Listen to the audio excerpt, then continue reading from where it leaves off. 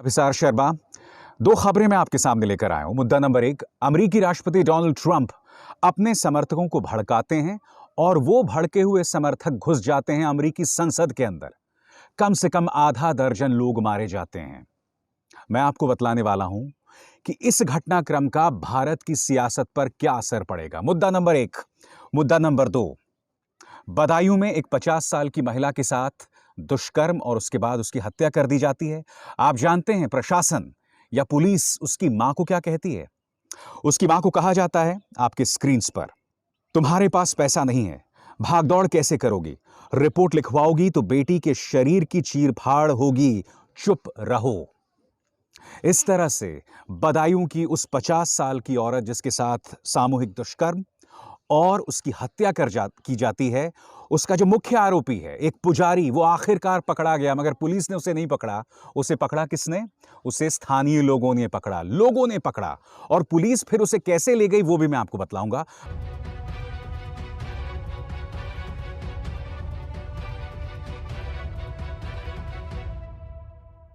Donald Trump, जी हां, यह आदमी अपने समर्थकों को भड़काता है और उसके बाद जो होता है अमेरिकी इतिहास में आज तक नहीं हुआ दोस्तों। जैसे कि अब तक आपको पता चल गया होगा, बड़ी तादाद में उनके समर्थक जो हैं वो प्रवेश कर जाते हैं कैपिटल हिल में, यानी कि वो जगह जिसे अमेरिकी संसद भी माना जाता है, वो जगह जहां पर अमेरिकी प्रतिनिधि सभा के लोग मौजूद होते हैं। और जो हुआ वो आज तक अमेरिकी इतिहास में नहीं हुआ। और जाहिर सी बात है दोस्तों, इसकी प्रतिक्रिया यहां भारत में भी हो रही है। प्रधानमंत्री नरेंद्र मोदी ने क्या कहा वो आपकी स्क्रीन पर।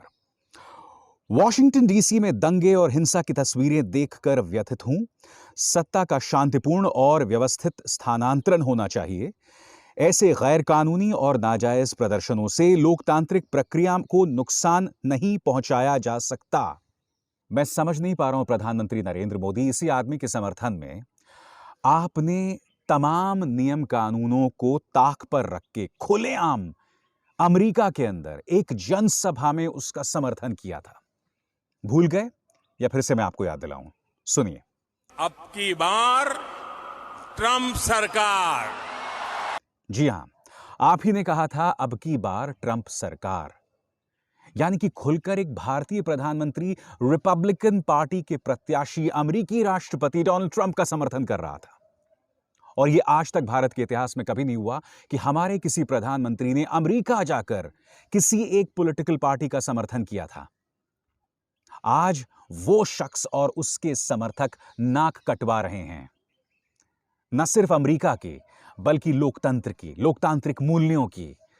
प्रधानमंत्री नरेंद्र मोदी, ये मत कहिए कि आपके पास टाइम मशीन नहीं थी। आपको कैसे पता चलता कि इनके समर्थक इस तरह से लोकतंत्र की नाक कटवाएंगे?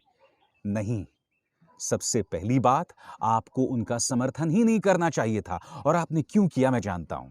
क्योंकि देखिए, बीजेपी के भक्त और जो ट्रंप के भक्त हैं ना, उनमें ज्यादा फर्क नहीं है। इसी तरह से वो लोग मुसलमानों को गाली देते हैं, अश्वेत लोगों को गाली देते हैं, उदारवादियों को गाली देते हैं। यानी कि जो पत्रकार सवाल करते हैं, सवाल से सरकार से, उन्हें भी गाली देते हैं। ये वीडियो देखिए दोस्तों जो आपके स्क्रीन पर चल रहा है। यहां पर आप देखिए किस तरह से उसी दिन जब कैपिटल हाउस में इन्होंने हमला किया था, इनके समर्थक पत्रकारों के कैमरास को तोड़ रहे थे। जिस तरह से इस तस्वीर में आप देखिए उन्होंने कैपिटल हिल की चढ़ाई कर डाली। मुझे याद आ गया वो मंजर जब बाबरी को ढाया गया था। उस वक्त भी जो पत्रकार उस मंजर को अपने कैमरे में कैद कर रहे थे, उनके कैमरेस को तोड़ा गया, उनकी पिटाई की गई, बुरी तरह से पीटा गया। तो मुझे तो साफ तौर पर यह कट्टर लिंक दिखाई देता है ट्रंप समर्थकों और भारतीय जनता पार्टी के कट्टर भक्तों के बीच। और मुझे हंसी इस बात की आ रही है कि सांसद वरुण गांधी, वो ये कह रहे हैं इस ट्वीट में कि इस रैली में या इस सभा में जिसके जरिए कैपिटल हाउस पर या कैपिटल हिल पर हमला किया गया, यहां पर भारतीय तिरंगा के होने की कोई जरूरत नहीं है। वरुण गांधी दरअसल इस सरकार के पढ़े लिखे लोगों में से हूं, तो वरुण जी, मैं आपसे कहना चाहता हूं, आपको यह ताज्जुब क्यों हो रहा है कि यहां पर कुछ भारतीय समर्थक मौजूद थे, वो भी भारतीय तिरंगे के साथ? हमें इस बात को लेकर हैरत में नहीं होना चाहिए कि वहां पर कुछ भारतीय पहुंच गए तिरंगा का अपमान करने, क्योंकि वहां लोकतंत्र का अपमान हुआ, संवैधानिक मूल्यों का अपमान हुआ। और जहां पर संवैधानिक मूल्यों का अपमान हो रहा है और अगर वहां भारतीय तिरंगा मौजूद है तो वो तिरंगे का अपमान है, वो भारत का अपमान है।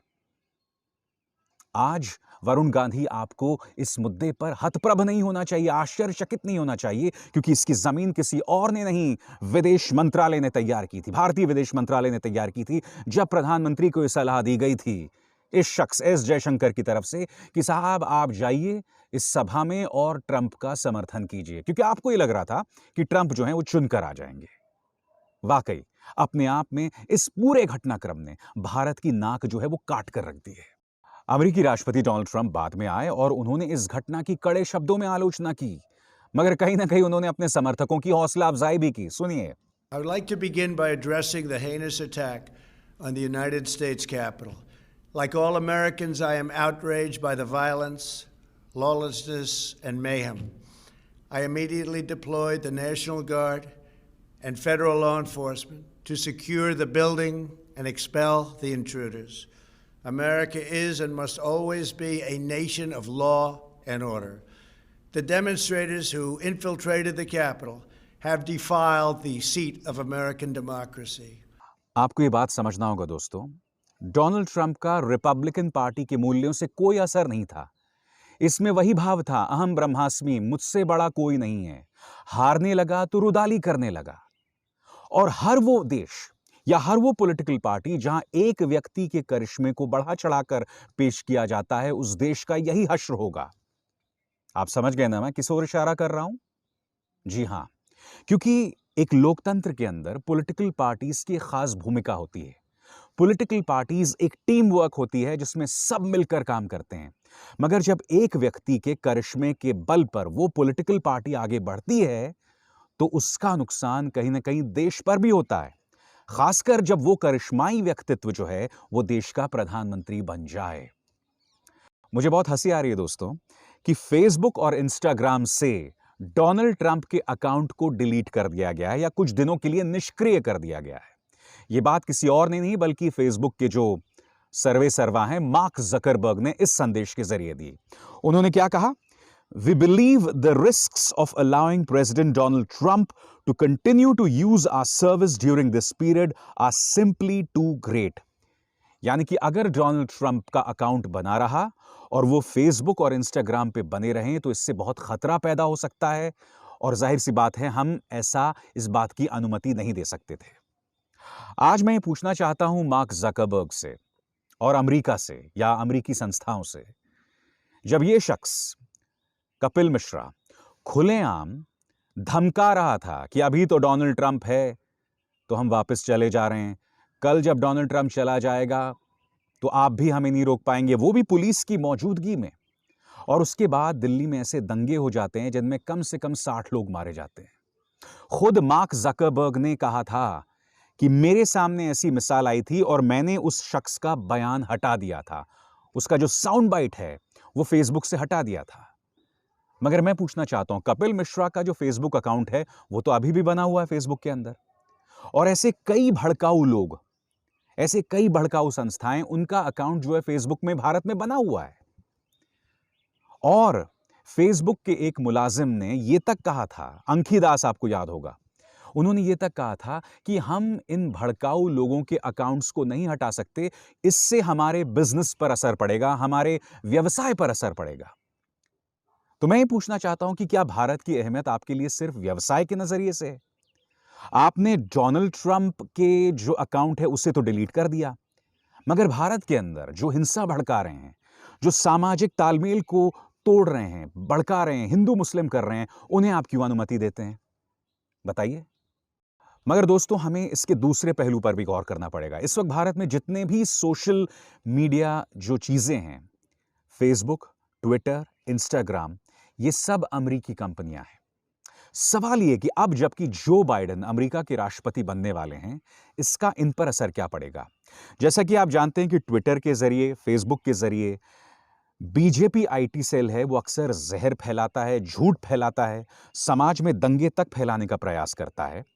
मुझे लगता है कि जो बाइडेन के राष्ट्रपति बनने के बाद अब फेसबुक पर, इंस्टाग्राम पर, ट्विटर पर दबाव होगा, खुद अमेरिकी सरकार उन पर दबाव डालेगी कि भारत के अंदर इस तरह के भड़काऊ चीजों को बढ़ावा ना दिया जाए। मुझे लगता है कि जो बाइडेन के राष्ट्रपति बनने से और अमेरिकी राष्ट्रपति डोनाल्ड ट्रंप के समर्थकों ने जो कैपिटल हिल में शर्मनाक प्रदर्शन किया, उसका असर आने वाले दिनों में बीजेपी के आईटी सेल पर पड़ने वाला है। उन भड़काऊ लोगों पर पड़ने वाला है जो अपने फेसबुक अकाउंट्स के जरिए जो हैं समाज में दंगा फैलाने का प्रयास करते हैं। मुझे लगता है कि फेसबुक, ट्विटर और इंस्टाग्राम इस मुद्दे को लेकर कड़ाई बरतने वाली है। तो इस लिहाज से कैपिटल हिल में जो हुआ और जो बाइडेन जो अब राष्ट्रपति बनने वाले हैं, वो बीजेपी के आईटी सेल के लिए बहुत बुरी खबर है। और भारत के अंदर सोशल मीडिया और साफ सुथरा हो, इसमें मदद जरूर मिलेगी। और अब मैं बात करने वाला हूं उत्तर प्रदेश की।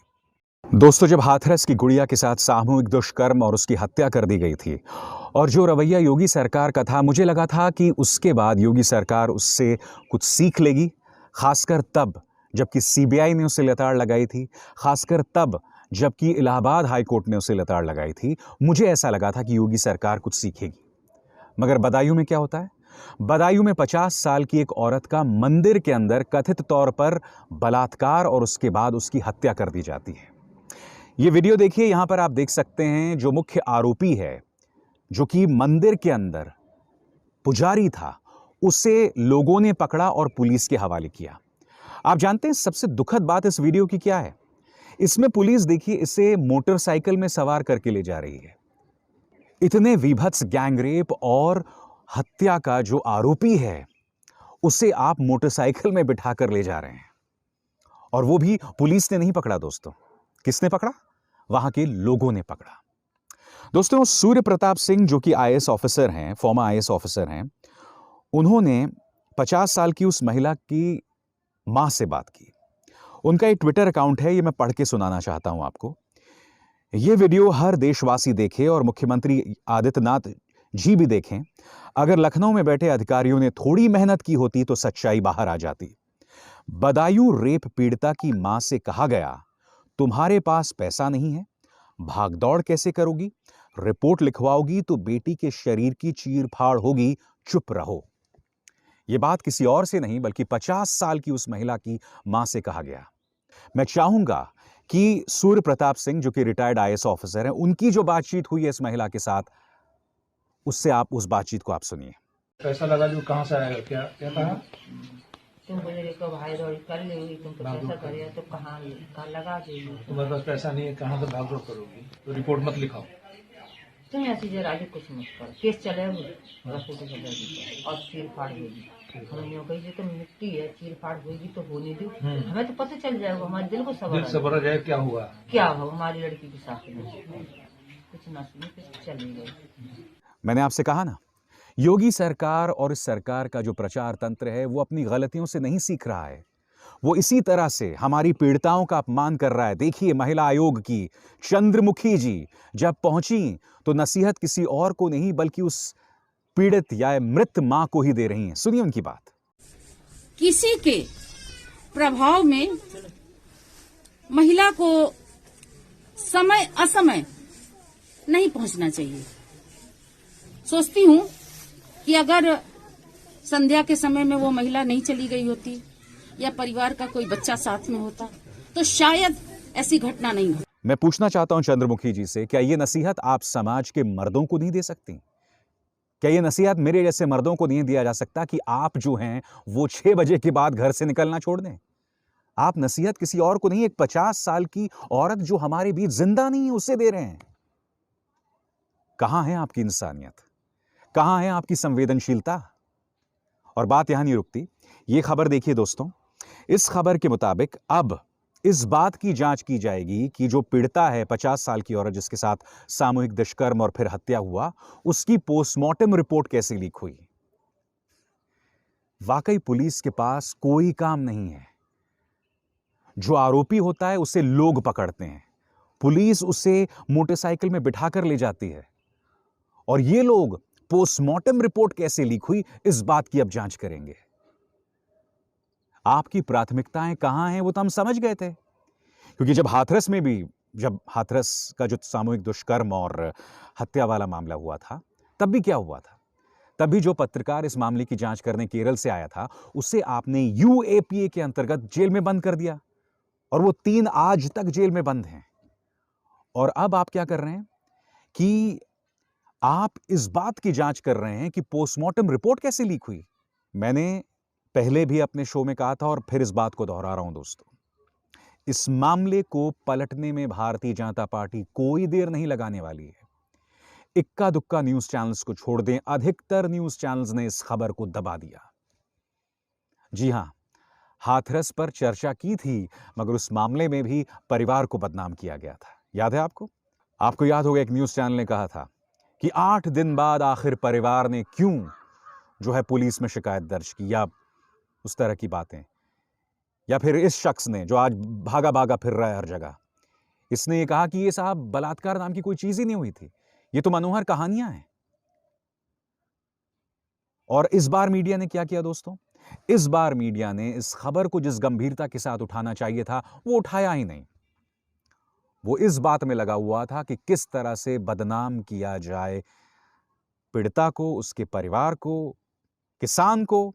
क्योंकि आज जब मैं आपसे बात कर रहा हूं, सरकार और किसानों के बीच में बातचीत भी हो रही है। कितने शर्म की बात है दोस्तों। दोस्तों, ये दोनों घटनाएं जो आज मैंने आपके सामने रखी ना, इसे आपको समझना होगा क्योंकि इसका सीधा नाता हमारे लोकतंत्र के साथ है। जब ट्रंप के समर्थकों ने कैपिटल हिल में प्रवेश करके वहां पर हमला किया, तब वहां की मीडिया ने, तब वहां की संस्थाओं ने, यहां तक कि वहां की गुप्तचर संस्थाओं ने भी इस बात की आलोचना की, इस बात की मजम्मत की। हमारे यहां क्या दिक्कत है? मीडिया पूरी तरह से बिका हुआ है, घुसा हुआ है बिल्कुल। सुप्रीम कोर्ट की भूमिका के ऊपर भी कई लोग सवाल उठाते रहते हैं, उस पर मैं टिप्पणी नहीं करना चाहूंगा। तो भारत की सबसे बड़ी त्रासदी है कि कल को भारत के अंदर ऐसा कुछ हो जाए तो हमारे यहां मीडिया तो लेट जाएगी पूरी तरह से। वो इस मुद्दे को गंभीरता से उठाएगी ही नहीं। क्या कोर्ट इस मुद्दे को उठाएगी? मैं नहीं जानता हूं दोस्तों। न्यूज चक्र में बस इतना ही। मेरी आप सबसे अपील कि इस कार्यक्रम को ज्यादा से ज्यादा लोगों तक पहुंचाएं। अभिसार शर्मा को दीजिए इजाजत। नमस्कार।